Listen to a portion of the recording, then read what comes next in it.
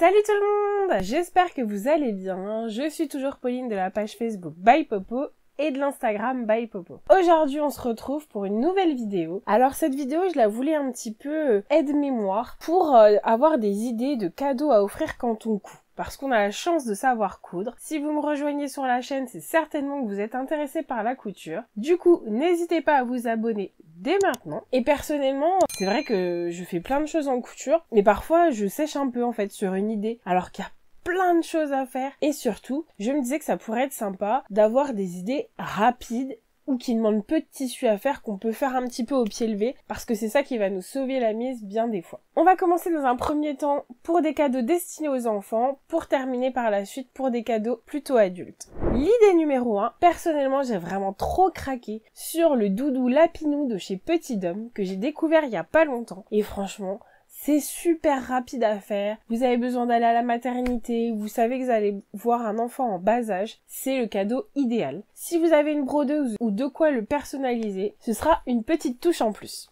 Pour le réaliser, il faut juste un tout petit bout de Minky, de couleurs différentes, et franchement, succès garanti. Alors dans cette gamme, on peut aussi imaginer une multitude de peluches. Il en existe tellement que je vais pas tous les passer en revue. Après, pour les modèles de peluches, ça peut être vite un projet complexe et qui demande du temps. Donc voilà pourquoi je vous recommande le Lapinou, parce que c'est un projet simple et efficace. Idée numéro 2, je vous propose la couverture à étapes. Donc j'avais fait un petit tuto sur la chaîne. Franchement, c'est hyper simple à coudre, c'est vraiment accessible aux débutantes. Néanmoins, il va falloir anticiper en achetant le panneau couverture à l'avance, parce que c'est pas quelque chose que vous allez pouvoir trouver dans une mercerie facilement, en tout cas actuellement, c'est pas très répandu. Mais moi par exemple, j'ai acheté environ 5-6 panneaux que je réserve dans un tiroir, donc j'ai pris des modèles un petit peu fillettes, un petit peu garçons, comme ça j'en ai pour tous les goûts, et je me dis voilà, le jour où j'ai une naissance dans mon entourage, je ressors le panneau, je mets un petit peu de polaire ou de Minky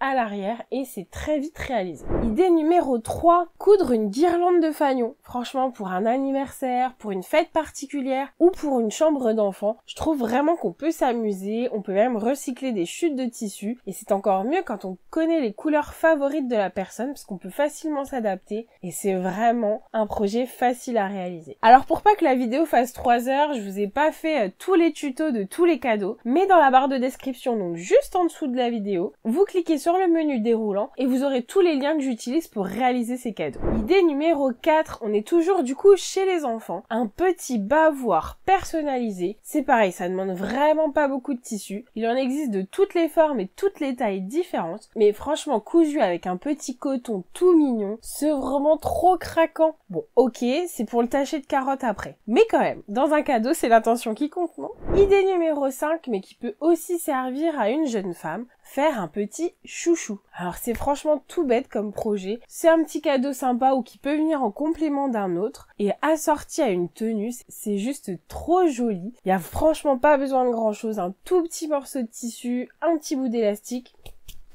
Et c'est réglé. On monte un petit peu dans les âges et là on va parler d'un projet qu'on peut réaliser tant pour les enfants, les ados, voire même les adultes. Il s'agit d'un tour de cou. Là encore c'est vraiment hyper simple à faire. Ça demande peu de tissu et surtout peu de temps. Ça peut être un chouette cadeau de dernière minute en dépannage. Pareil avec un petit coton joli sur le devant. Ça peut vraiment être super canon. Pour les adultes, on peut partir sur un modèle un peu plus chèche. Ça va être un petit peu plus technique si on vient y insérer du galon pompon, mais on peut aussi le réaliser sans, et ça va se porter un peu plus comme une écharpe.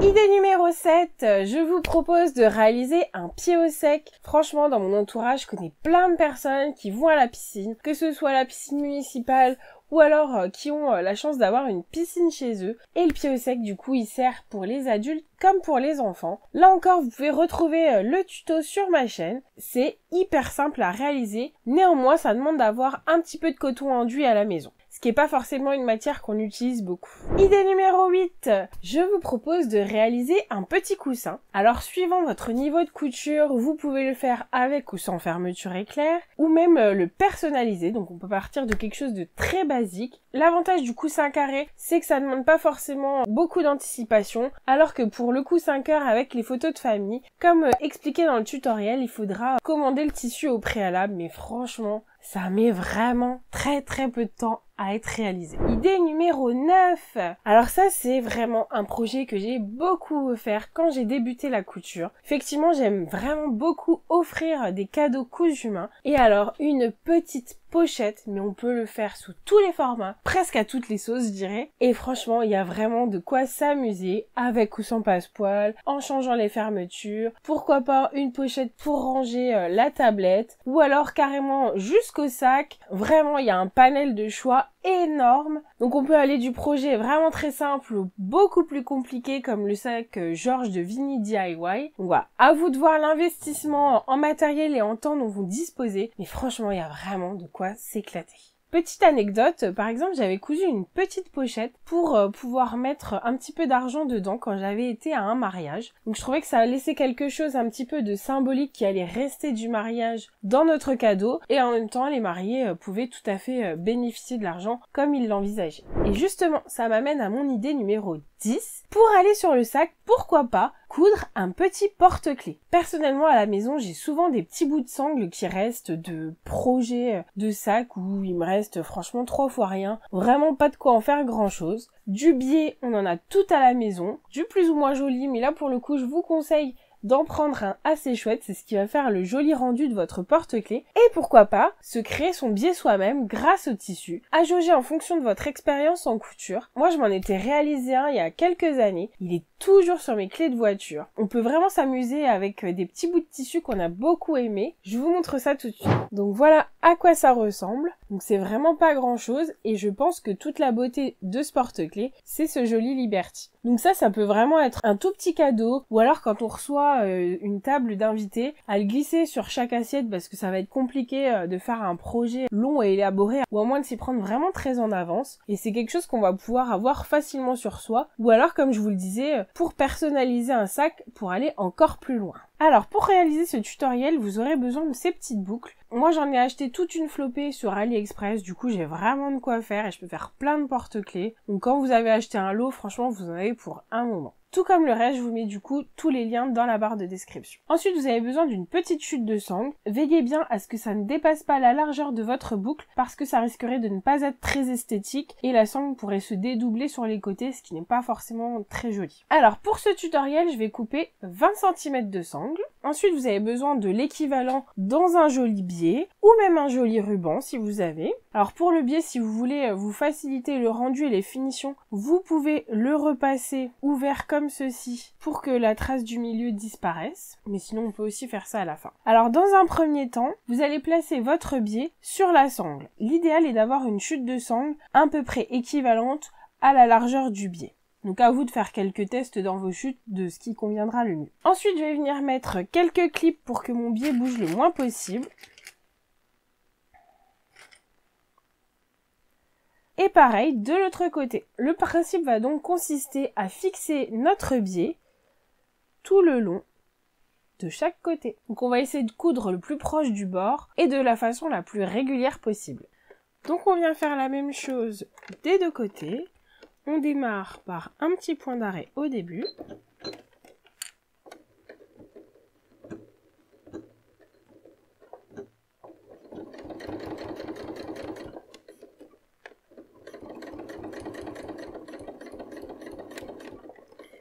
Et on vient coudre au bord de notre ruban.